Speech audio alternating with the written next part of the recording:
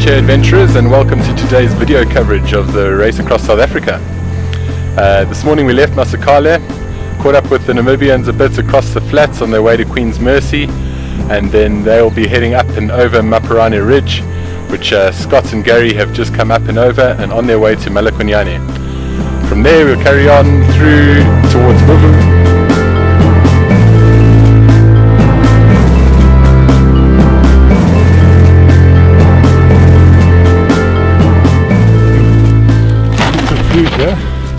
And then maybe push on to Vuvu. So for those of you who have never done the Freedom Trail at all, it's often quite difficult to imagine what a support station might look like. And these do range dramatically across South Africa, which is maybe a good representation of this diverse country we live in.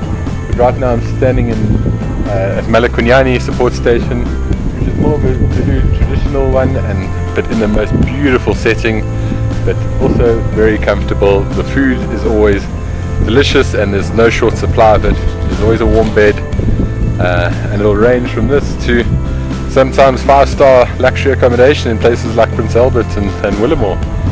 So, you know, it's all about just experiencing different cultures, meeting different people, and seeing different parts of this beautiful country we call home. I'm Lerata. I'm working at Malakonyane Chalet and I'm including Tourism Trust. Everyone is welcome, feel at home. So I'm here at the Mariazell Secondary School, which is right near Malakonyane Support Station.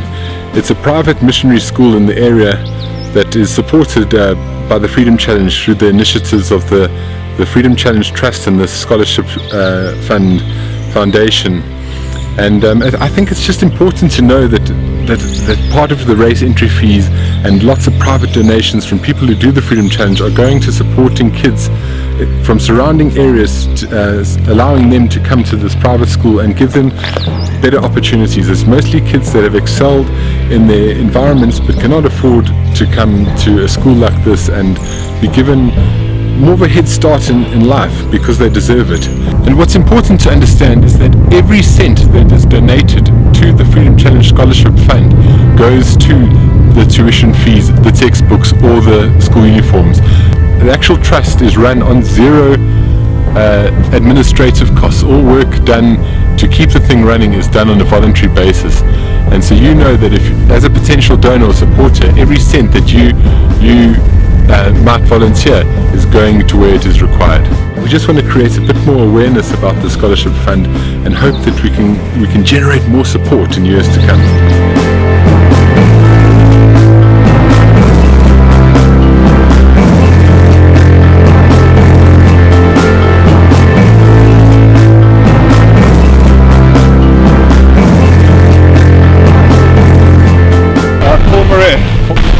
And that's Carl and Russell, and we're off to Vuvu.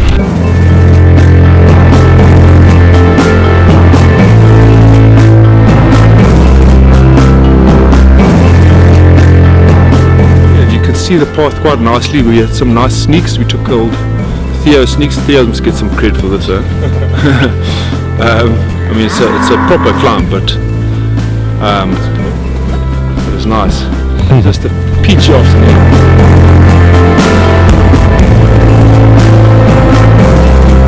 So as another day draws to close on the Freedom Trail, these three are lucky enough to have made it to Vuvu in the daylight, and they'll grab some nice ice cold beers here they've been talking about all the way up the valley, and rest the bodies and prepare for Lahanas tomorrow.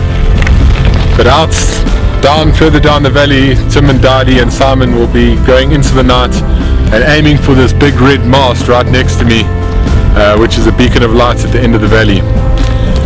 So we'll catch up with you guys tomorrow. Gonna head up Lahanas and hopefully catch these guys coming up from the other side. Sleep well.